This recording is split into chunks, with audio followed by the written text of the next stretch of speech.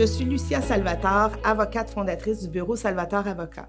Je suis avocate depuis 1990, médiatrice familiale depuis 1997, ainsi que médiatrice civile depuis 2016. Aujourd'hui, je vais vous parler de la médiation civile et à qui s'adresse la médiation civile. Pourquoi vous viendriez me voir, moi, comme médiateur civil? Que vous ayez un conflit avec un actionnaire, un associé d'une compagnie, avec votre voisin, avec un collègue de travail, ou que vous ayez un conflit en matière successorale, la médiation civile s'applique à vous.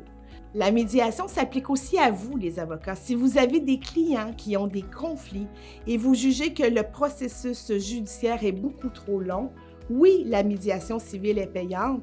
Par contre, elle se résout en 1-2 rencontres et elle est payée de par les deux parties. Donc, comme avocat, vous pouvez également nous référer vos clients qui sont disposés à participer à un processus de médiation civile. La différence avec la médiation familiale, c'est que les avocats peuvent participer et accompagner leurs clients lors de la médiation civile, ainsi que vos témoins experts. Si vous avez, par exemple, un problème en vice caché ou une cause à la cour en vice caché, à ce moment-là, vous pouvez amener vos experts lors de la médiation civile et nous tenterons ensemble de trouver une solution gagnante-gagnante afin d'éviter tout le processus judiciaire qui, comme vous le savez, est extrêmement coûteux.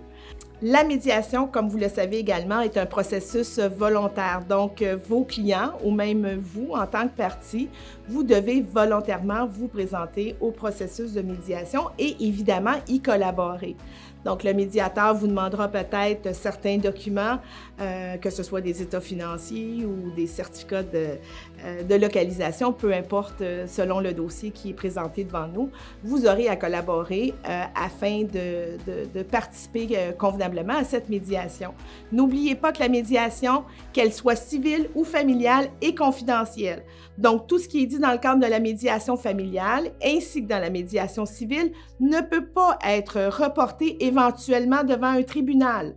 Donc, si vous faites des offres, des contre-offres et que finalement, à la fin, la médiation ne fonctionne pas, vous ne pouvez pas me convoquer comme témoin devant un tribunal éventuellement et vous ne pourriez pas, vous non plus, venir dire ce qui s'est dit dans le cadre de la médiation.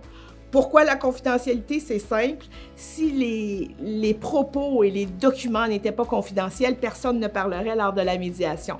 Donc, c'est pour ça qu'il y a un processus de confidentialité, ce qui permet à tout le monde de faire des offres et des contre-offres sans avoir peur éventuellement de se le faire reprocher.